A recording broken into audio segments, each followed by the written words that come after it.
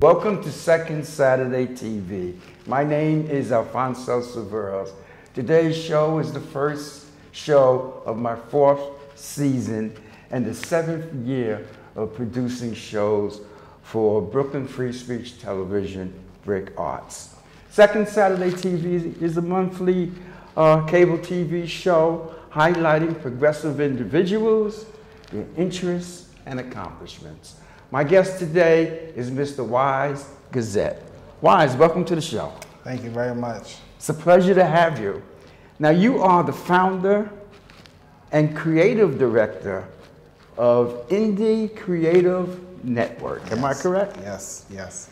Tell me, what is ICN, Indie Creative Network? Well, first, thank you for having me here. The Indie Creative Network is a place for creatives to create content. Now that is digital content, and just in our recent, in the last recent few months or so, we were able to open our studio. So now we have a physical space for people to create content as well. But just it's just an idea and an idea that grew into a company where you can create content and not have to be concerned about like technically the overhead or understanding the technical aspects of things, and on our end to make sure that we're able to push people of color in media. When you say content, so it's clear to everyone, is this visual content? What format are we talking about? So primarily we're talking about digital content, so visuals and audio. We have multiple different ways that we achieve those spaces, but generally it's visuals and audio. Okay. How'd you come up with this idea of this? Well, this is a company. Yes, it's a company.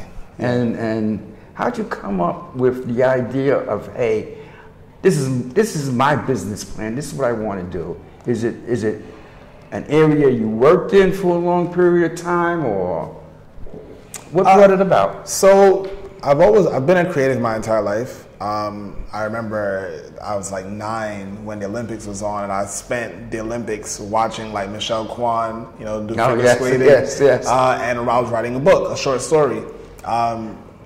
Throughout my life, I have always used creating content, whether that was books or audio content, visual content, as a way, as I guess technically therapy, a way to just express myself. If some people paint, I create.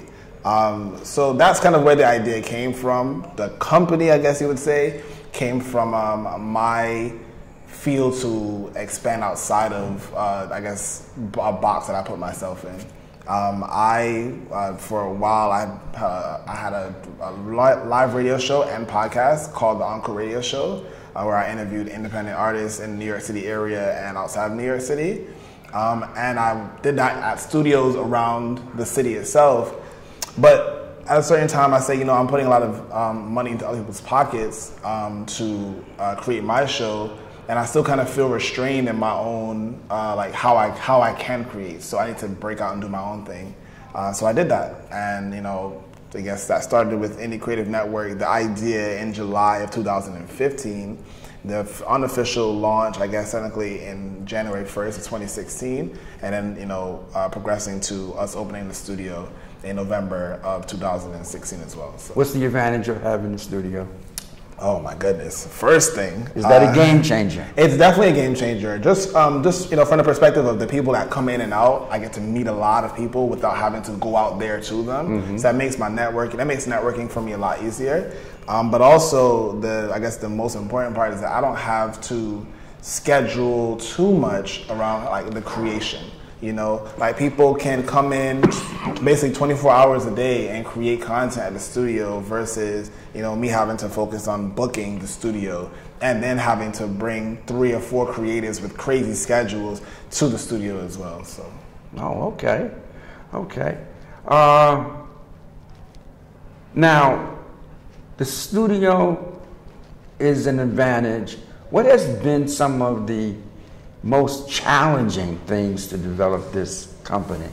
Well, I would say our bread and butter is in podcasting.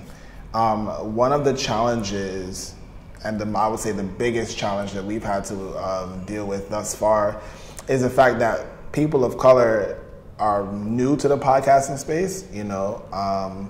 Podcasting's been around for about 11 years now or so. And there are only three to five max of those time periods where, people of color were involved in podcasting. And it really blew up, about say maybe I would almost say 18 months ago, where it really kind of just blew up for everyone to get involved in it. So why do you think, sorry for cutting you off. Why do you think there's that limited amount of people of color involved in podcasting? Well, I would first say it's the root of where podcasting came from. So podcasting was really an Apple-based thing. Apple came up with the term podcast because of their iPod and an audio production. But what I would say specifically is that the target audience for podcasting was not for people of color. Like if you look at all of the statistics for podcasting in the past, has been white males with a certain amount of money who not only have who not even care about the topics, but will spend money on them as well. It's shifted more to a social thing in the last 18 months, which has given opportunities for people of color to get involved. Social commentary. Yes, absolutely. Why let someone tell your story when you can tell your story for yourself just as well? The price gate is not too expensive. You can get a full podcast studio, home studio, for under $300. And you can start your own podcast and eventually roll into your own studio as well. So.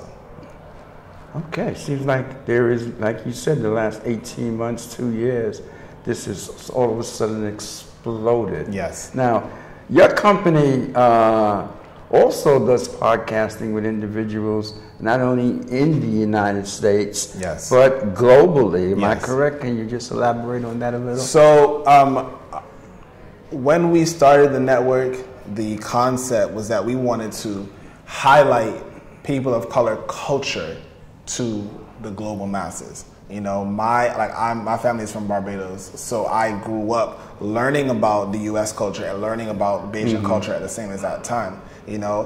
Through my travels in the U.S. and my stays in different states in the U.S., I realized that not everyone knew about places outside of the U.S. or the state that they were in or the region that they were in. They didn't understand those concepts. And the differences that came with that just were troubling for me. So this is more of a passion, purpose thing for me. So to be able to, highlight our show in South Africa that focuses on South African hip hop, or to highlight our show in London that focuses on two black women in London who are from Nigeria, who are growing up and living that first generation lifestyle in the UK, even our show in Mumbai, it allows people to truly understand, this is what music sounds like in Mumbai, so we just wanted to really expose the masses to different cultures within the PLC community. That's fantastic. Thank you. If you're doing different cultures, how about different languages? Is that there yet, or is that something on future planning? I would definitely say future planning. I'm a person that I try to reach for the stars in every dream I have. And if I can reach for those stars, I try to reach for another star, and another star, and another star. And being able to have multiple languages represented on the network would be amazing. From a practical standpoint, that's trying to find the ways to do that. Because from a statistics standpoint, podcasting is still very English-based, still very US-based as well. And it also has to deal with how your internet speed is. So if you don't have access to internet the way that even remotely to some people here in the States or even in New York, I know sometimes, I take it as New York has internet like this, so that internet is like that all over the US, and it's not. But, you should have some sort of internet where being able to stream a podcast, which is not a huge file, is a fluid process, and you're able to communicate with people outside of that, because there is more to podcasting than just recording your podcast and putting it out there. Okay. There's the fact that in many parts of the world, particularly throughout Africa, people have cell phones but not smartphones. Yeah. And so when they want to use the internet, they either go to an internet center, cafe. Does that limit you? It does limit us. but that's also a obstacle or a challenge that we have to that we have to find ways around, because because podcasting is limited to a podcast platform, that doesn't mean that the voice of the podcast should only be stuck to that platform as well. Got you. There are at bare minimum, on Facebook, you have 1.6 billion people that you can talk to, that you have access to. So if these people they may not be able to listen to the podcast, but we can take snippets and post them on Facebook and post them on Twitter or Instagram so that they can be exposed to that content that way, and that be the introduction. So when their internet or their phone situation does change, they're able to say, okay, well, now I can tap into this. Okay. So, Now, but do you do visual too? We do visual. We do visual shows as well. We have 2 visual shows right now. One is called The Colton Show, and the other one is called Best Tweet Ever. Those 2 shows were, I would say, our pilot shows for the network, just kind of giving us a little bit of a look and feel as to how people are responding to the type of content, and giving us a bit of a case study to understand how we can push that content to the masses even more. So our next season of our next season of Best Tweet Ever, or our next season of The Colton Show, will be, based off of what we learned in the first season, avoiding those same pitfalls moving forward. Okay, I don't know if you can sort of pinpoint an answer to this question, but in terms of quantifying, in terms of how many shows you have, how many people you reach, do you have numbers or round figures that can speak to that? How many countries? Yeah, so the country situation is a bit crazy. So there are a lot of developed countries in the world and a lot of undeveloped countries in the world. Exactly. When you use a platform like SoundCloud to push your type of content, you can touch places that I didn't even know some of these people cared about the content that we spoke about. I think in 2016, when we first had the network on SoundCloud, we probably hit over 327 different countries. People that I didn't know would be interested or care. And I mean, not even just, 1 month they're here and then the next month they're gone. I mean, every single month consistently. And that kind of is what gave me that boost and that mindset that this content is what people are looking for. So just having it on SoundCloud, not even any kind of marketing involved, produced those kinds of results? I wouldn't say about any kind of marketing, because so I'm very active on Twitter. Yeah. A lot of people who I associate myself with are very active on Twitter, and based off statistics, Twitter podcasting over indexes on Twitter, meaning that if you are on Twitter, you have a better chance of someone finding your content. So we tweet out a lot of our content. That's like our digital marketing plans. So now, you would Twitter a link to the page? I would tweet a link to the episode, or I would tweet a link to some content, or I'll use a quote or image, just that type of digital marketing. But how do you grow that viewership on Twitter?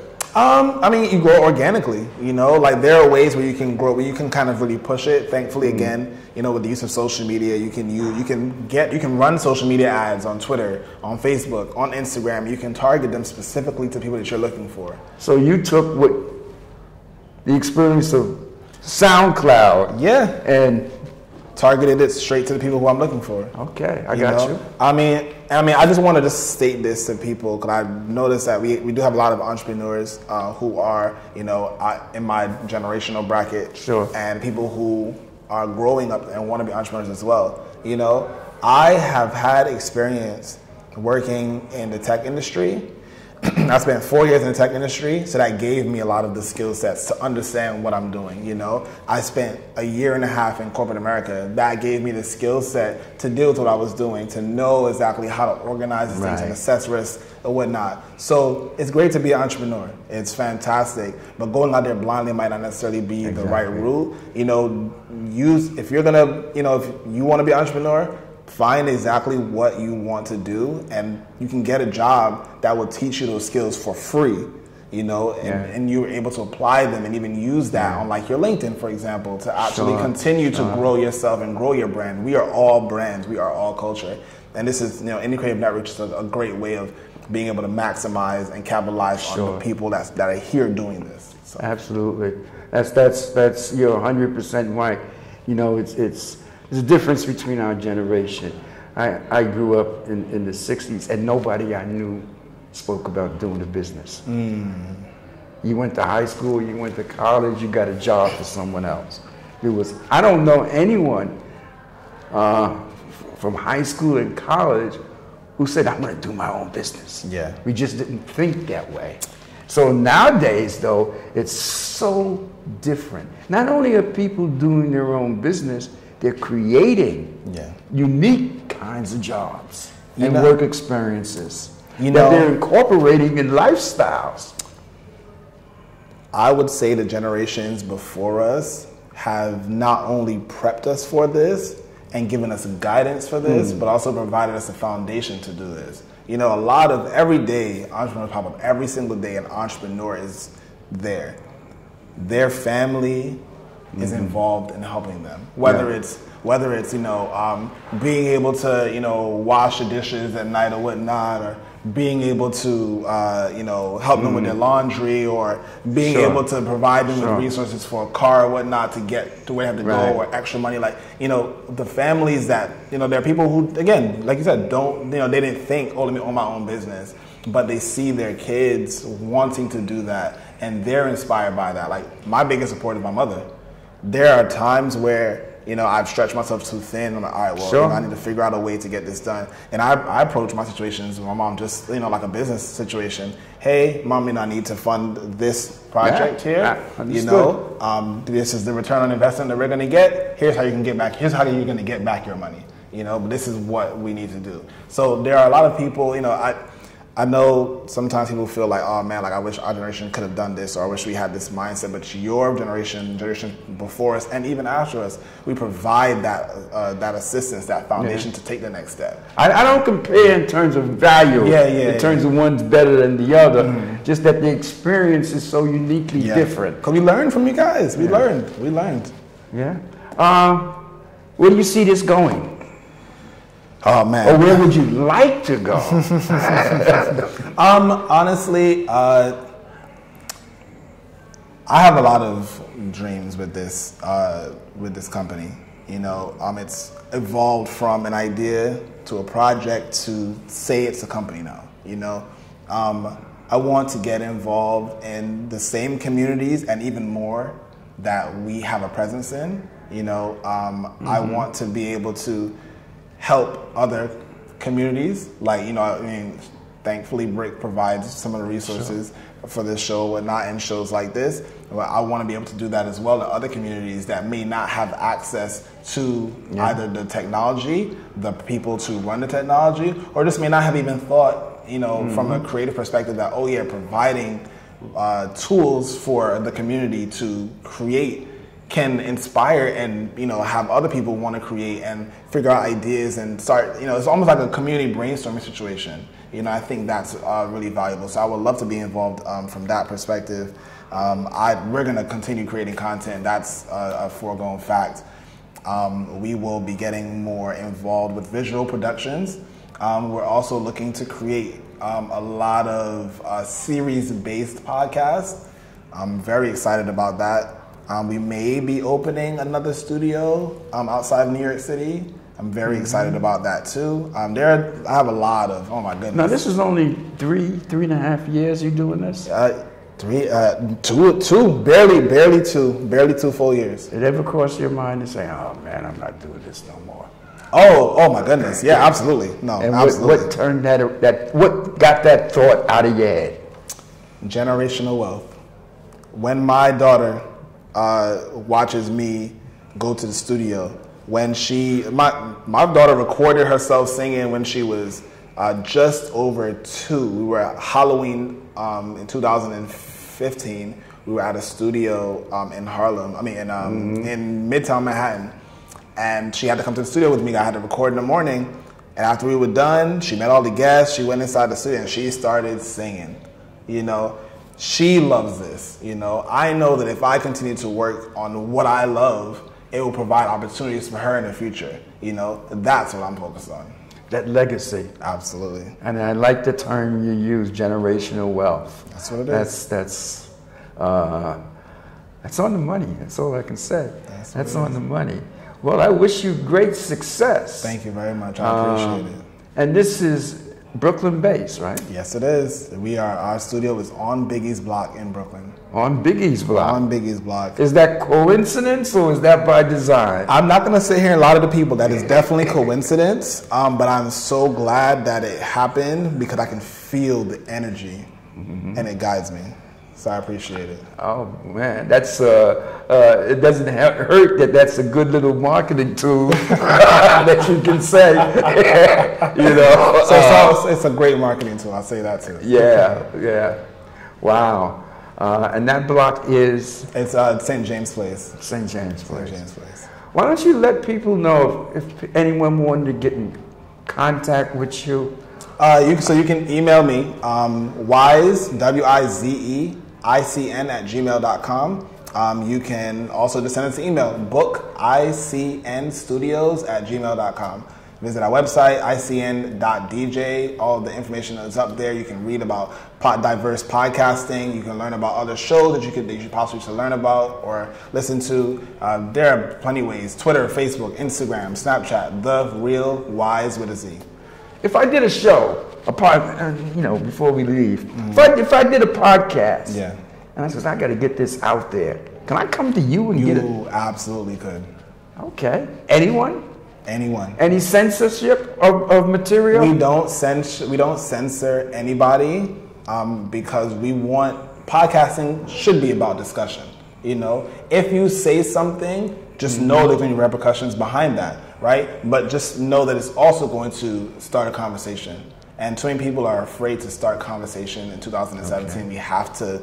We can't just argue and retreat to our sides. When we have arguments, we have to argue and then figure out the solution to move forward. That conversation. Yes. And you are trying to get that conversation going on a global level. Absolutely. Talking and listening. Talking and listening. The communication, that's how the humans got to where they are today. Okay. It's the simple thing, but it's extremely complicated and sophisticated. Digital hieroglyphics. That's what it is. I've never heard that before. That's what it is. Penned right here. Digital hieroglyphics. Before we leave, how do we get more minority males of color or involved not only in tech but involved in this area? What do you think the secret is? What do you think the cure is? Is it we got to start from daycare and work our way up? Or listen, my 2 words: community affairs. There definitely, if there can be a cop on every street in my block, if there can be a cop car on every street in my block, there can be people out there providing resources, those same resources to communities. There are a lot of abandoned buildings in the city where the city can take people who take creators, take me, the same creators that have these resources and access to this knowledge base. Take them, put them in this room and say, look, people are gonna come in here, we want you to help them create something. We want to create a sound, a place for people to talk in these neighborhoods. I guarantee you people will show up every single day. If we had internet cafes around some of the communities in Brooklyn, I promise you people would be in there every day. People don't have access to computers in their house. People are using their smartphone like a computer. 90%, second highest demographic in the US, but 90% of African Americans have a smartphone. If they change that number to computer, I promise you it's going to dip significantly below. I didn't know that. Yeah, we need to make sure that we have access to computers in these communities because that is definitely the first step. So. Okay. Wow, that's powerful. That's powerful. But it's true. It's very true. It's absolutely true. And I guess that's one way to approach the problem and make a difference. Hey, the generation after mine, the same way there are generations before us that look back at us and it's like, oh wow, they know so much. Generation after me, Gen Z, I'm looking at them like, oh my God, what are you guys doing? How do you do this? I know. How do you? And they're doing it for free, and the culture, and people are taking it from online and recreating it, and kids aren't getting sourced any money. Let's make sure we're putting money. It's amazing how, you know, opportunity creates and changes things. I'll give you a quick example. When I was in high school, you had to take typing. You had to ask people took typing classes. You know, native speaking typing class. I remember. But kids are on keyboards now from 6 months, and there's no taking classes. Wize, this has been a pleasure. Absolutely. And we need to do it again. And I would love to get you back and follow up on your business and some of your ideas and discuss your growth and development. Absolutely. I appreciate it. And thank you so much for having me on. It's a pleasure. Thank you for watching. I hope you enjoyed today's show. Like us on Facebook, Second Saturday TV. You can look at old episodes on YouTube, Second Saturday TV with Alfonso Severos. Again, thank you for watching.